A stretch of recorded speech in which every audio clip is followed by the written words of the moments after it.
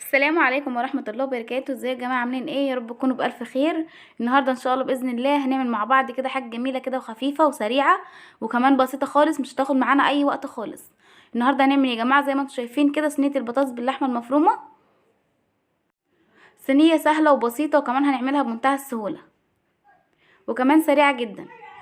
شايفين يا جماعة الصينية بتاعتنا عاملة ازاي؟ بسم الله ما شاء الله، الله اكبر. جميلة جميلة. وكمان المكونات بتاعتها بسيطة خالص، هي عبارة بس عن بطاطس ولحمة مفرومة وبصل، هنطلع منها الأكلة الجميلة ديت. شايفين يا جماعة؟ بسم الله ما شاء الله، الله أكبر. يلا بينا بقى نشوف الأكلة الجميلة دي عملناها مع بعض ازاي. يلا بينا. بس بقى قبل أي حاجة زي ما متعودين هنسمي الله ونصلي على رسول الله عليه أفضل الصلاة والسلام. هيكون عندي هنا بطاطس. دي بطاطس يا جماعة بقى، دي أي نوع بطاطس، كبيرة صغيرة أي حاجة يعني هاتيها زي ما انت عايزة. أنا قطعتها بالشكل دوت وغسلتها طبعا كويس، شايفين ميتها نظيفة جدا ازاي. وقطعتها بالشكل ده عشان تستوي بسرعة، ما تاخدش معايا وقت في السوا. هسيبها بقى كده تستوي على البوتاجاز. وعندي هنا كمان اللحمه المفرومه بتاعتي زي ما انتم شايفين كده مجمده.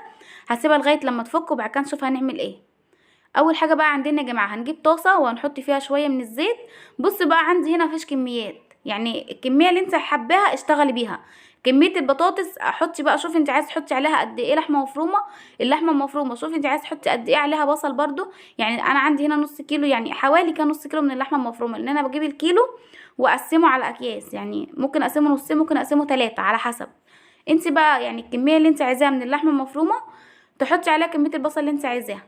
انا عندي هنا لحمه مفرومه حوالي نص كيلو، حطيت عليها بصلتين كبار. انت النص كيلو لو حابه تحطي عليه بصلايه واحده براحتك، لو حابه تحطي عليه بصله صغيره براحتك، لو حابه تحطي عليه 3 بصلات كمان برضو براحتك، يعني زي ما انت حابه اعمليها. بصوا بقى يا جماعه، حطيت البصله وحطيت عليها شويه من الملح وسبتها لغايه لما دبلت بالشكل اللي انتوا شايفينه دوت. وبعد كده بقى عندي لحمه مفرومه هنا كانت فكت، هنزلها عليها كده. هي لسه مفكتش تماما، بس هي يعني هتكمل يعني هتكمل كده ان هي تفك مع البصل. شايفين بقى؟ هقلبها كويس قوي كده. وكمان دلوقتي هنزل عليها التوابل.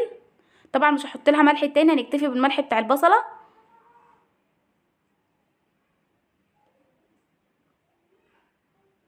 بصوا بقى قلبت فيها شويه كده لغايه بس ما البصل كله اندمج مع اللحمه.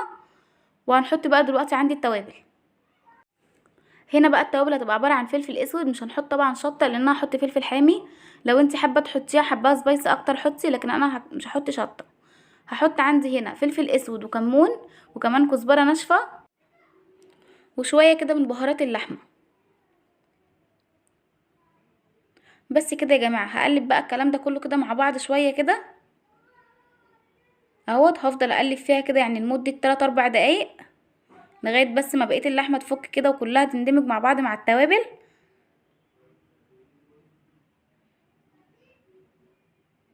شايفين يا جماعه بالشكل ده كده؟ طبعا انا معليه عليها. دلوقتي بقى بعد ما قلبتها كده 3 4 دقايق هروح جايبه بقى عندي الفلفل الحامي وكمان واحده طماطم مبشوره وهنزلها على اللحمه بتاعتي ديت. شايفين يا جماعه؟ انا مقطعه الفلفل كبير كده بالشكل اللي انتوا شايفينه دوت، عشان اللي مش حابب بس ان هو يعني ياكل اكل سبايسي يروح مطلعه. بس هو هيديها طعم كده، هيديها طعم حلو قوي طعمها.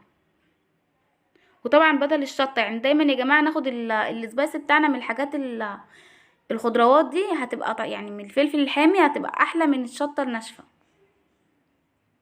وعندي بقى هنا واحد طماطم مبشوره، هننزلها كده على اللحمه برضو ونفضل بقى نقلب فيها كده. بس كده مش هنضيف لها اي اضافات تاني. هنفضل بقى نقلب فيها كده يعني من وقت للتاني، طبعا مش على طول، لغايه لما تستوي. هنسيبها بقى كده تستوي ونشوف البطاطس بتاعتي بعد ما استوت. عندي بطاطس اهي استوت يا جماعه وقشرتها. شايفين؟ اللي حابب طبعا ما يسلقهاش بقشرها زي ما قلت لكم، ممكن تقطعوها وبعد كده تقطعوها مكعبات. تقشروها وتقطعوها مكعبات وبعد كده تسلقوها. انا حبيت ان انا اسلقها بقشرها كده وبعد كده اقشرها. بعد كده بقى هجيب الهراسه بتاعتي دي بتاعت البطاطس، وهبدا بقى ان انا اهرسها بالشكل ده كده. شايفين؟ ههرسها بقى كده كويس قوي.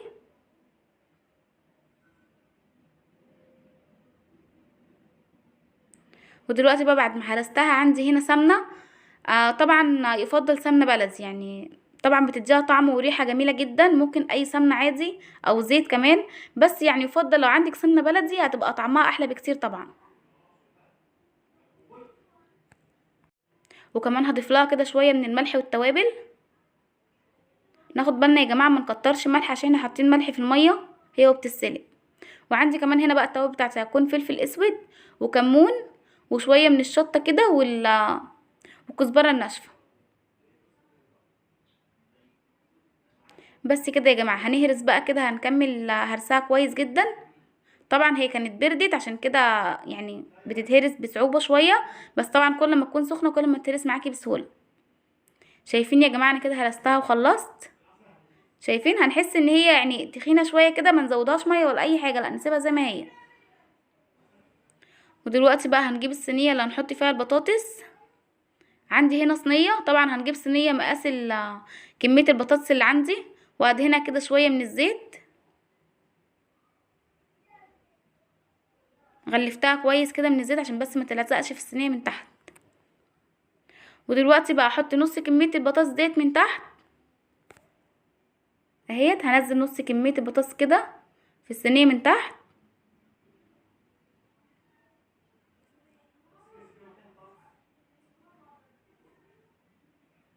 حطينا البطاطس كده يا جماعه، هنسويها بقى، هنسويها كويس قوي عشان اللحمه المفرومه برضو لما نيجي نفردها عليها برضو تبقى مفروده كويس قوي. يعني ما تكونش فيها حته نازله وحته طالعه ونلاقيها مثلا خدت معانا كميه لحمه مفرومه اكتر، حته فيها يعني كميه اكتر من التانية. لا نفردها كويس، نخلي السوا بتاعها كلها واحد زي بعض، نسويها.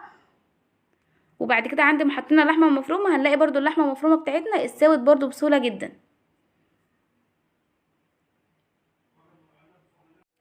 سويت بقى البطاطس بالشكل دوت. هجيب بقى دلوقتي اللحمه المفرومه بتاعتي. شايفين يا جماعه اللحمه المفرومه هي اتعصجت وكمان بردت. هنزل بقى كده اللحمه المفرومه على البطاطس اهيت، هوزعها بالشكل ده كده.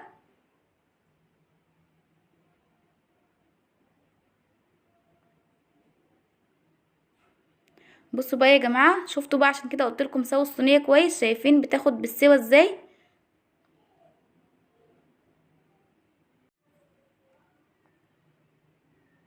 شايفين يا جماعه؟ احاول اوزع اللحمه المفرومه كلها كده بالسوا. بعد كده بقى اجيب كميه البطاطس اللي عندي. طبعا البطاطس كانت بردت خالص فهتبقى بصعوبه ان هي تتفرد معايا، فروحت انا بقى سخنتها شويه عشان بس تتفرد معايا بسهوله شويه. طبعا الجو شتا زي ما انتوا عارفين عشان كده بردت بسرعه. هوزعها بقى كده بالتساوي، وبعد كده بقى هسويها بقى كويس جدا. شايفين يا جماعه؟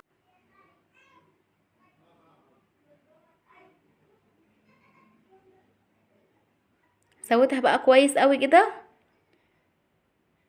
شايفين؟ طبعا لازم نداري اللحمه المفرومه دي كلها، والا لو خلينا لحمه مفرومه باينه هتنشف معانا على الوش من فوق.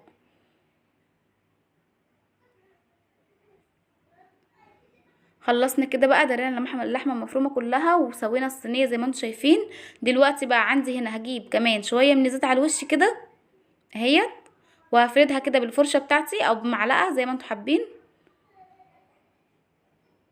يعني المتوفر عندنا نشتغل بيه. بس كده. وهجيب بقى عندي هنا كيس من الفيجيتار، حامي بقى او بارد زي ما انت حابه. انا عندي هنا جايباه حامي، لو انت حابه بارد برضو براحتك. بس كده يا جماعه، هو كمان كيس الفيجيتار بتاعي هفتحه كده واحطه من فوق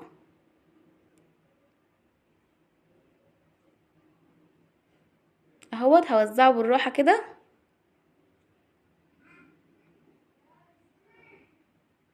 لو انت حابه تحطي بقسماط ناعم براحتك، لو انت حابه تكسري بيضايه برضو براحتك، بس الصراحه الفيجيتار بيبقى طعمه احلى بكتير وكمان لونه اروع. شايفين يا جماعه؟ بعد ما وزعنا عليها بقى الفيجيتار كده هتدخل بقى الفرن لمده نص ساعه.